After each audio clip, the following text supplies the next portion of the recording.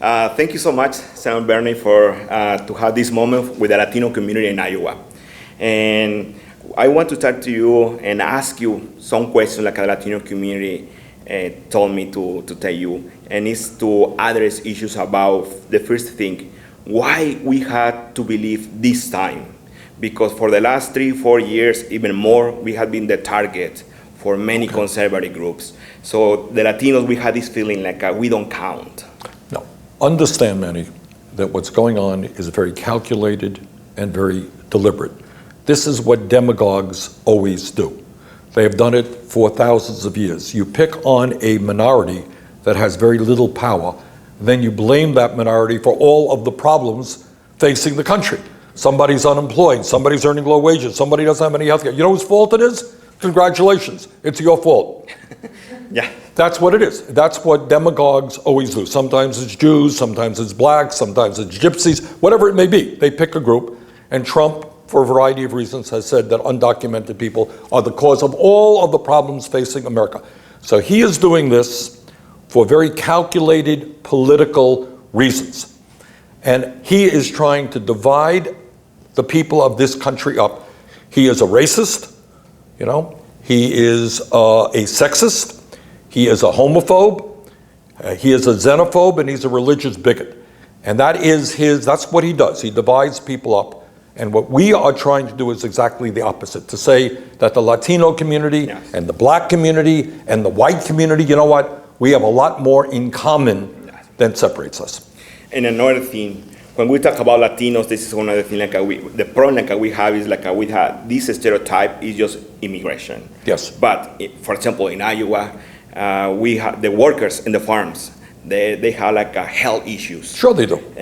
Weight issues about the salary. Yes. So they say, okay, we are more than immigration. Yes. So what can you tell to these people This is what in the farms? This is what I can tell the Latino community and what I can tell the working class people of the entire country. This is what our campaign is about.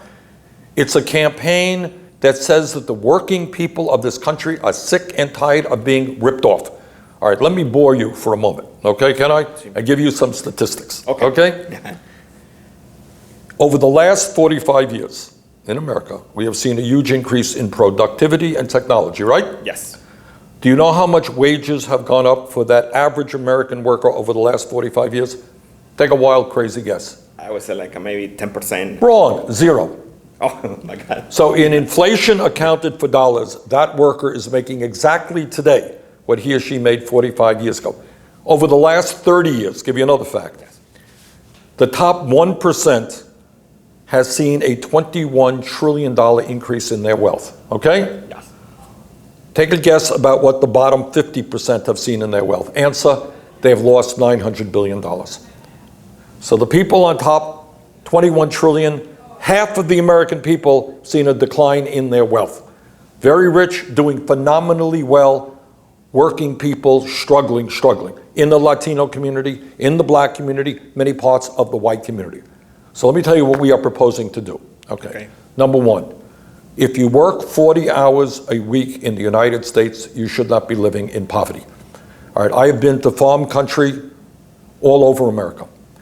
And I'm talking to people who are making 10, 11, 12 bucks an hour. You can't live on that. Legislation that I introduced in the Senate would raise the minimum wage to $15 an hour. Now, you don't get rich on $15 an hour, but at least it's a little bit better than 10 or 11 bucks an hour, okay? Number two, I believe that health care for all people is a human right.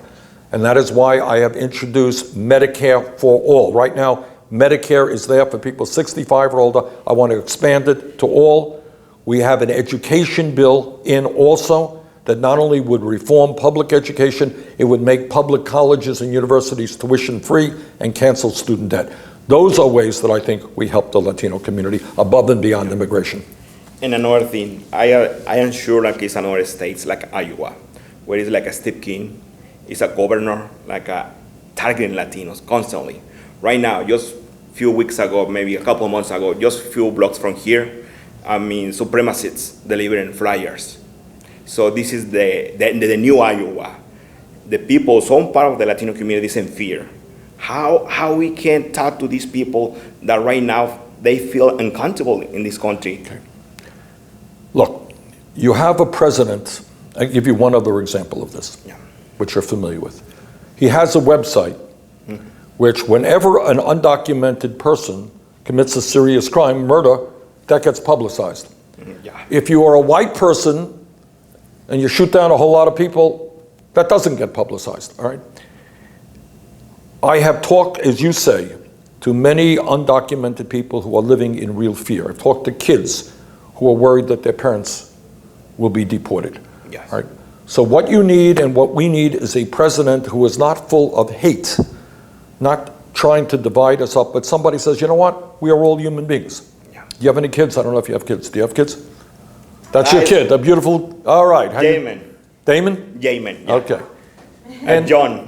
John, all right. And you know, I've got kids. Yeah.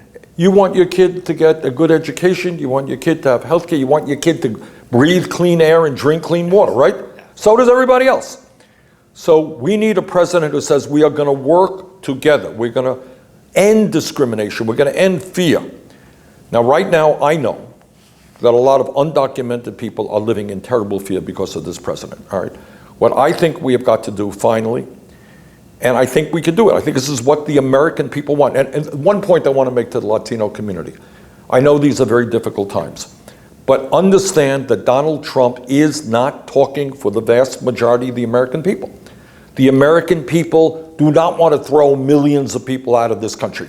The American people want comprehensive immigration reform. And that means that undocumented people will have a path toward citizenship, that we immediately restore legal status to the 1.8 million young people eligible for DACA, and that we have a humane policy at the border for those seeking asylum. That is what the American people want, by the way. So this is not a radical idea. It's not Bernie Sanders talking. This is what the American people want, and as president, that is what I will fight for. Last question. Everything is happening for the Latinos. We are so connected with our countries. Right now in Mexico changed the system. Yes. For a president nobody believed he could win, and he did it. And many people is against the establishment. He's socialist. But how could be the relation, just not with Mexico, but with Latin America? How could be the relation for you? Because I think many of the problems we have right now is the consequence. Yes. Of yes. international. Right. Well, you're right. That's right. I mean, you're talking not only about trade deals, Yes. about NAFTA. Yes. Where are you from? You're from Mexico. Okay. And NAFTA was devastating to small farmers in Mexico, right? Yes. It wiped out all kinds of farms and people fled to the United States. All right. So trade policies are one of the reasons that we have as much economic instability in Latin America and Mexico as we do right now. But it's not just trade policies. Anybody who knows history knows that for a very long time, the United States has felt it has the right to intervene in Latin America and overthrow governments, whether it was Salvador Allende in Chile, whether it was the government of Brazil, whether it was Guatemala, whether it was the Dominican Republic. The United States said, hey, we don't like the government there. We're going to move in and overthrow. And you have this president now talking about the possibility of military intervention in Venezuela. Okay? That's wrong. That's wrong. We are partners. Canada, the United States, Latin America are partners in this hemisphere. And we got to work together. And by the way, this touches obviously on immigration as well.